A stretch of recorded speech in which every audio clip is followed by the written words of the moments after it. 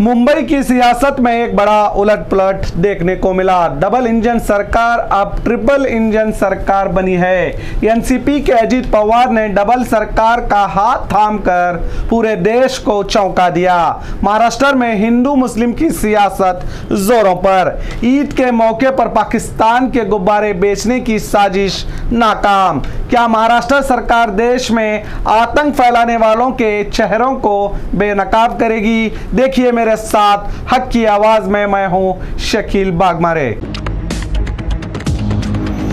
मुंबई महाराष्ट्र की राजनीति में एक बार फिर हलचल मच गई है। एनसीपी नेता अजीत पवार ने एनसीपी से बगावत कर दी और कई विधायकों के साथ शिंदे सरकार में शामिल हो गए। रविवार 2 जुलाई यानी आज ही के दिन राजभवन में मुख्यमंत्री एकनाथ शिंदे की मौजूदगी में अजीत पवार ने महाराष्ट्र के उप मुख्यमंत्री के रूप में शपथ ली। इस बीच एनसीपी के वरिष्ठ नेता छगन भुजबल, महाराष्ट्र के पूर्व गृह मंत्री दिलीप विलास पाटिल, हसन मुश्रीफ, संजय भोंसले, अदिति तटकरे, धर्म राव और धनंजय मुंडे ने भी महाराष्ट्र के मंत्री के रूप में शपथ ली। शपथ ग्रहण समारोह के दौरान उप मुख्यमंत्री देवेंद्र फडणवीस भी राजभवन में मौजूद थे। अब महाराष्ट्र राज्य में 2 उप मुख्यमंत्री रहेंगे।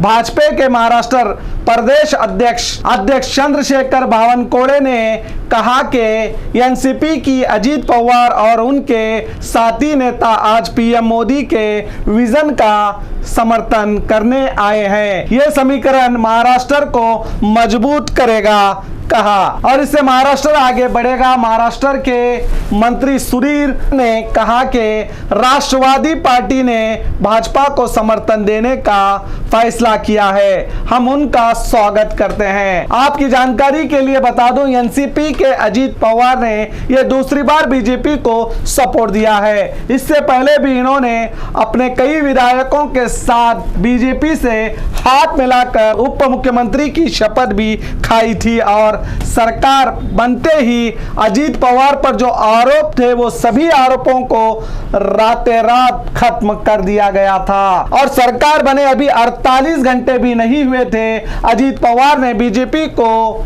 धोखा देकर शिवसेना से हाथ मिलाकर सरकार बना ली थी। अब समझ में ये नहीं आ रहा, जिसने 48 घंटे में बीजेपी को धोखा दिया था, अब ये डबल इंजन की सरकार फिर से कैसे अजीत पवार पर भरोसा करके इन्हें ट्रिपल इंजन सरकार बनाने की क्या जरूरत थी? जानकारों की माने तो ये आने वाले 2024 के लोकसभा की तैयारी है। 2024 चुनाव आते ही नेता अपना असली रूप दिखाते हैं। अब कुछ दिन से ही महाराष्ट्र सरकार में हिंदू मुस्लिम की गंदी सियासत भी देखने को मिल रही है। टीपू सुल्तान औरंगजेब पर भी बवाल उठा, आपने देखा होगा। गाय रक्षा के नाम पर भी नासिक में एक नौजवान को गाय के गोश्त की कार में तस्करी करने के रूप में पीट कर मार दिया गया।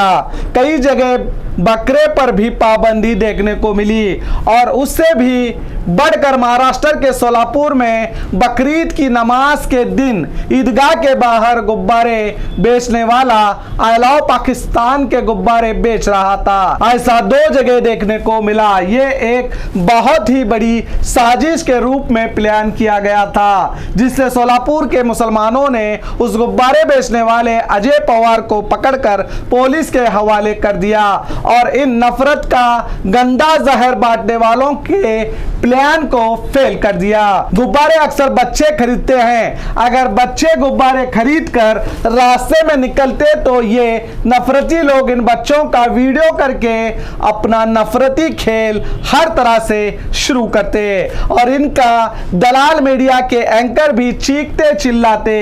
जो भी हो, ये प्लान तो फेल हो गया, मगर इस प्लान के पीछे किसका हाथ था? किसने ये गुब्बारे मैन्युफैक्चर किए? किस मकसद से ये गुब्बारे ईद के मौके पर ईदगाहों के सामने बेचने के लिए लाए थे?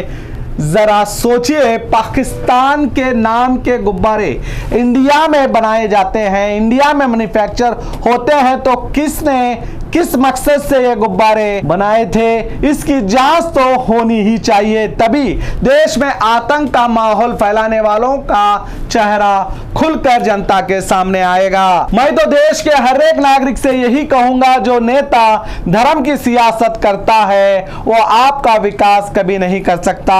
और महाराष्ट्र की सियासत देखें तो पता चलता है ये नेता किसी के नहीं होते, ये तो अपने फायदे के लिए बस जनता को बेवकूफ बनाते रहते हैं और अपना फायदा जहां दिखे वहां चले जाते हैं। अब आपको सोचना होगा कि आपको कैसा नेता चुनना है। तो देखते रहिए आपका अपना बी न्यूज़ नेशन, हक की आवाज़।